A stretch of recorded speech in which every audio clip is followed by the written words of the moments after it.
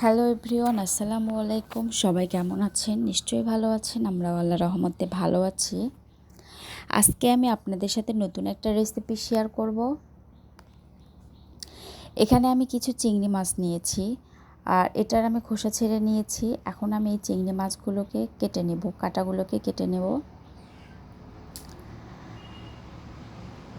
আর এখানে আমার মাছগুলো একদম পরিষ্কার করা হয়ে গেছে। কাঁটাগুলোকে কেটে ভালো করে ধুয়ে নিয়েছি। এখন আমি এটাকে রান্না করব। আর আজকে আমি চিংড়ি মাছের একদম কষা কষা ভুনা করব।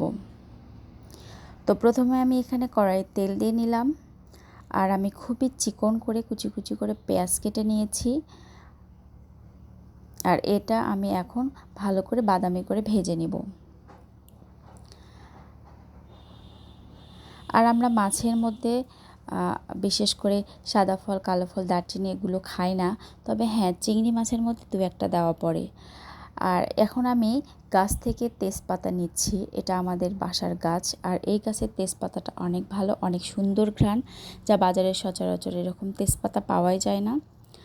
তো আমি এখন এর মধ্যে তেজপাতা দিয়ে দিলাম, দিয়ে পেঁয়াজটাকে আমি সুন্দর করে বাদামি করে ভেজে নেব। এর মধ্যে আমি দারচিনি আর শুধু সাদা ফল দিয়ে দিলাম।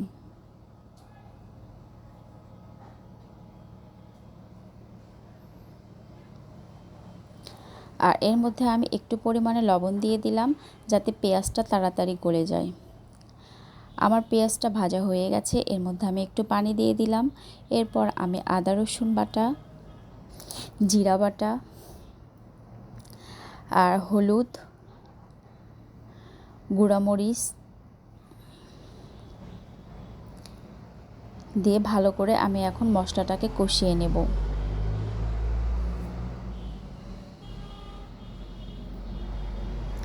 চিংড়ি মাছ রান্না করতে আসলে বেশি সময় লাগে না। এর থেকে সহজ আর কী হতে পারে। মাছ কাটতেও খুব সহজ এবং রান্না করতেও খুব অল্প সময়ের মধ্যে হয়ে যায়। তো আমি মশলাটাকে এখন ভালো করে কষিয়ে নিচ্ছি, মশলা কষাতে যেটুকু সময়।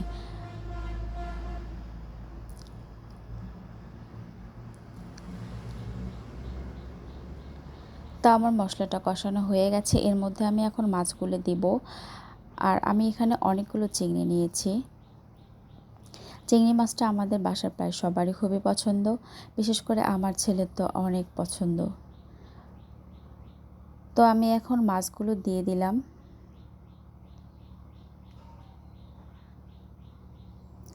আরেকটা কারণ কি দেখুন, যে মাছগুলো যখন আমরা কেটে ধুয়ে নিই তখন ওর কালারটা একদম সাদা কালার চলে আসে। আর যখন একটু রান্নার মধ্যে দেওয়া হয়ে যায় তখন এর একটা সুন্দর একটা কালার আসে। আর বড় বড় চিংড়িগুলো যেগুলো, সেই চিংড়িগুলোর আবার খোসা মানে খোসা সহ রান্না করলে ওইটার টেস্টটা আরও অন্যরকম হয়।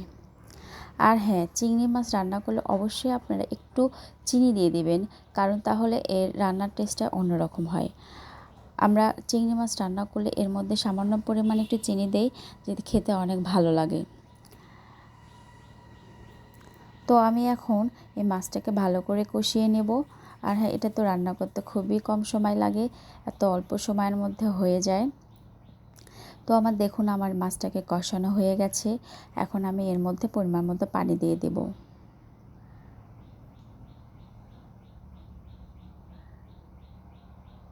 আর আমার পেঁয়াজটাও দেখুন একদম গলে গেছে।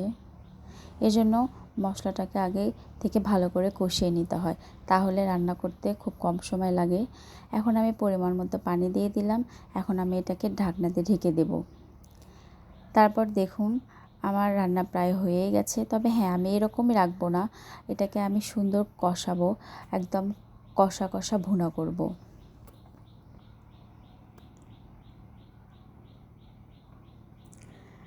এখন আমি এর মধ্যে ফাঁকি দিয়ে দিলাম। এর মধ্যে থেকে এই মাছটা কষা ভুনা করতে করতে যখন একদম তেল বের হয়ে যাবে, তখন আমি এটাকে নামিয়ে ফেলবো।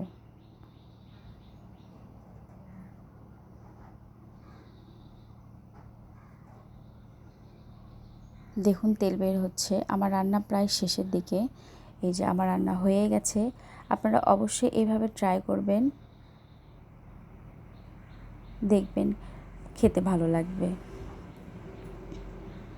তো আমার রেসিপিটা আপনাদের কেমন লাগলো সেটা আপনারা অবশ্যই কমেন্ট করে জানিয়ে দেবেন। আমার রান্না করা হয়ে গেছে, দেখুন কত সুন্দর একটা কালার চলে আসছে, একদম লোভনীয় কালার। তো সবাই আমার চ্যানেলটিকে সাবস্ক্রাইব করবেন, লাইক করবেন, কমেন্ট করবেন, শেয়ার করবেন। তো সবাই ভালো থাকেন, সুস্থ থাকেন। আল্লাহ হাফেজ।